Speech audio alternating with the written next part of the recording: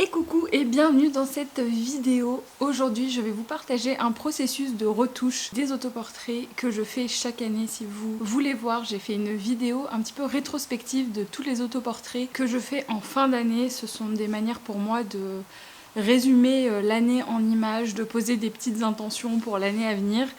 Et voilà, c'est un exercice créatif que j'aime beaucoup faire tous les ans. Et donc cette année, je me suis dit qu'en plus de la petite rétrospective que vous pouvez retrouver quelque part par là, j'allais vous proposer la retouche pas à pas de ma photo pour vous expliquer un petit peu tout le processus qu'il y a derrière, l'histoire que je veux raconter et comment j'utilise à la fois les cadrages et les retouches et tous les petits réglages qu'on peut faire sur Photoshop et sur Lightroom pour donner vie à mon histoire et pour raconter quelque chose. Et juste histoire de me présenter en quelques mots, je suis Alicia Becca Photo, je vous mets mon Instagram dans le lien en bio.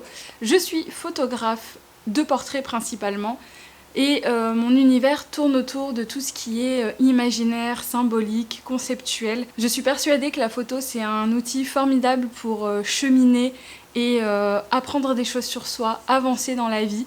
Ça et l'art en général, la créativité, la création, le fait de faire de ses mains, de manière générale, je pense que ça aide énormément au niveau personnel, au niveau de l'introspection qu'on peut faire finalement. Donc voilà, c'est un peu ce que je veux transmettre ici. Et voilà, l'idée de cette vidéo, c'est vraiment de vous montrer comment concrètement la photo, ça m'aide à extérioriser et raconter un petit peu les émotions qui me traversent.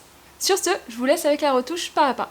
Je rappelle un petit peu l'histoire de cette photo qui est mon autoportrait de l'année. L'autoportrait de l'année, c'est un autoportrait que je fais qui résume l'année qui vient de s'écouler. L'idée, c'était de symboliser un petit peu cette année très compliquée au niveau émotionnel puisque j'ai perdu 2 êtres très chers et que ça a été compliqué. J'ai commencé aussi l'année avec un burn-out. J'ai quitté mon travail salarié, tout ça. Donc ça faisait un peu beaucoup, mais dans cette année de merde où franchement ça a été assez dur de sortir la tête de l'eau, il y a quand même des jolies choses qui se sont passées, et notamment ma grossesse. Donc ça je voulais vraiment le symboliser. Donc j'ai utilisé plein de choses différentes pour pouvoir raconter cette histoire. Il y a déjà le cadrage, comme je le disais, j'ai hésité entre plusieurs cadrages. Le cadrage initial étant celui-ci, donc qui était beaucoup trop serré pour moi.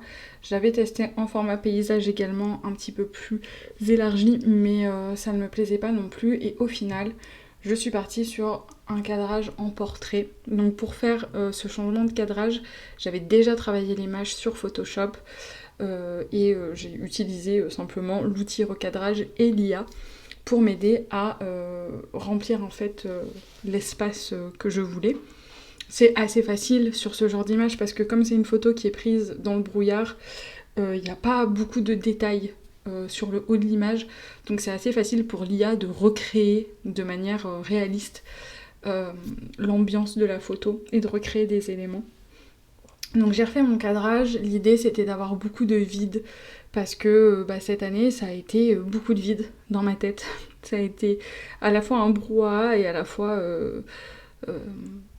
assez compliqué de trouver des repères et de trouver un petit peu du sens. Donc il y avait cette idée d'être un peu perdu au milieu de nulle part et donc le vide c'est très bien. On a un peu l'aspect végétal aussi, ça c'est des choses qui reviennent toujours dans mes images parce que la nature c'est quelque chose qui me parle énormément, qui est une source d'inspiration plus. Donc pour moi c'était un peu évident de faire ça dans la nature et comme je l'ai dit ce jour-là, j'avais pas forcément prévu de faire mon autoportrait, c'était une idée d'autoportrait que j'avais dans la tête depuis un petit moment, mais je n'avais pas prévu forcément de le faire ce jour-là, mais le fait est que il y avait du brouillard, beaucoup de brouillard qui est resté très longtemps, toute la journée, et moi j'adore ça.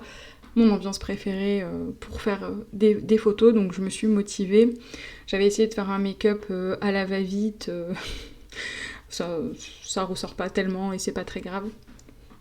Mais du coup voilà, j'avais cette idée déjà de base de me dire que même si la grossesse n'est pas un pansement pour tout ce qui a été des épreuves négatives de cette année, il y a quand même un souffle et quelque chose qui nous tire vers l'avenir, vers la vie quoi. Et donc j'avais envie de symboliser ça avec un masque médical que j'ai acheté pour les séances photo et des petites guirlandes lumineuses parce que c'est quelque chose que j'aime bien aussi, qui je trouve pour raconter les histoires est hyper intéressant. Ça permet d'apporter la touche de lumière que je voulais symboliser.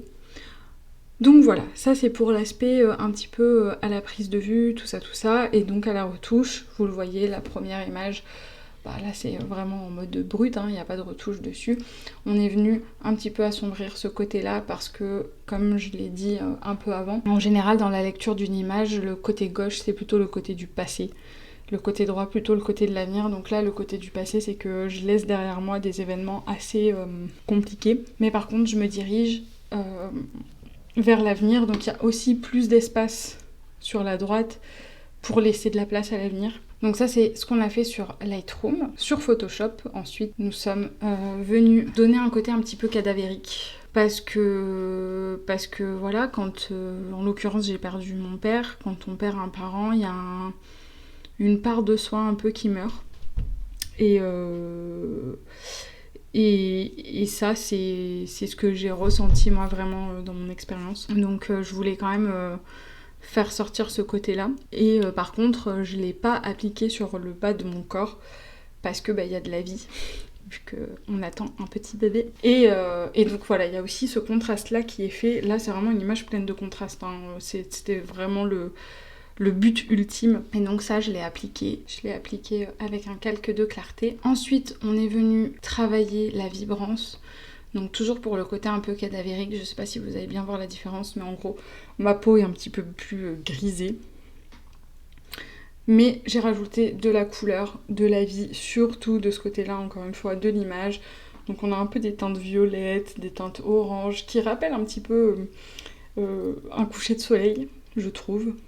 Donc moi j'aime bien ça. Après on est venu faire un dodge and burn, encore une fois pour donner du contraste. Donc voilà, la partie basse et la partie gauche de l'image, toujours ce côté sombre, également avec un petit peu de luminosité.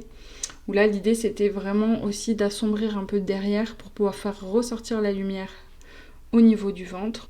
Voilà, pour que ce soit encore plus lumineux au niveau du ventre et qu'on ait encore et toujours cette question de lumière qui jaillit et de vie qui se niche un petit peu au milieu de l'ombre. Et ensuite on a fait un dodge and burn, donc c'est un contraste très localisé qui permet de d'appuyer, d'accentuer les zones de lumière et les zones d'ombre qui sont déjà présentes sur la photo. Le petit avant-après. Ah oui, bien sûr, j'ai retravaillé ce chignon et ces cheveux dégueulasses parce que c'était pas possible, hein. Ça c'est un kiki, un caca. Je ne sais pas, mais c'est pas bien. Donc je suis venue l'arrondir, enlever les petits zigouigouis là qu'il y avait. Et donc ça c'est notre photo finale.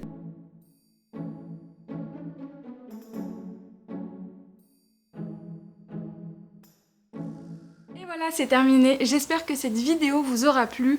J'ai hâte de vous lire en commentaire. Dites-moi si vous avez des médiums que vous utilisez pour pouvoir vous exprimer. Est-ce que vous avez l'habitude en fin d'année de faire un petit bilan? Ça peut être juste un bilan écrit, ça peut être, je sais pas, une sorte de mood board ou alors un vision board de l'année à venir, ce genre de choses.